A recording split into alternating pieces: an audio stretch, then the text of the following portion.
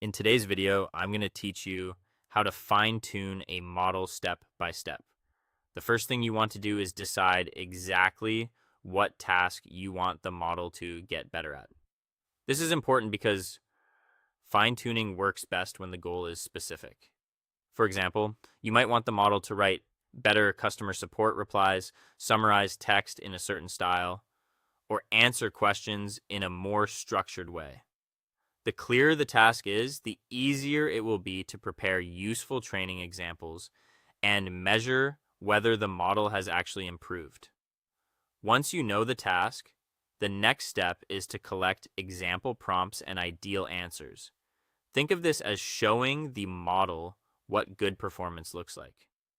Each example should include the kind of input you expect users to give, along with the best possible response for that input. Try to make your examples consistent in tone, quality, and format. Strong examples usually matter more than a large number of weak ones, so focus on accuracy and relevance. After that, clean and organize your training data. This means removing duplicates, fixing unclear wording, correcting mistakes, and making sure the answers match the prompts properly. You also want the data set to be easy to review, so keep everything structured and consistent. If your data is messy, the model may learn patterns you do not actually want.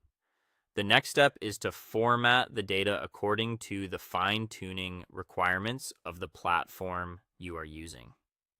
Different platforms may expect a specific file type or a particular structure for prompts and responses. Take your time here, because even good data will not work properly if it is formatted incorrectly. Double check that everything matches the required schema before moving on.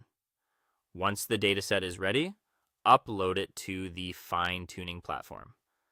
After the upload is complete, start the fine-tuning job using the dataset you prepared. At this stage, it helps to review your settings carefully so you know you are training the correct model with the correct data.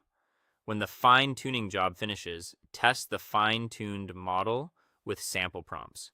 Use examples that reflect real use cases so you can see whether the model now performs the task more effectively.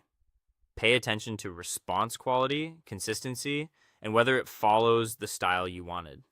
If the results are not quite where you want them to be, improve the dataset and fine-tune again. This is a normal part of the process. Fine-tuning often takes iteration, and each round helps you better understand what the model needs in order to perform well. With clear goals, strong examples, and careful testing, you can steadily build a model that is much better suited to your specific task.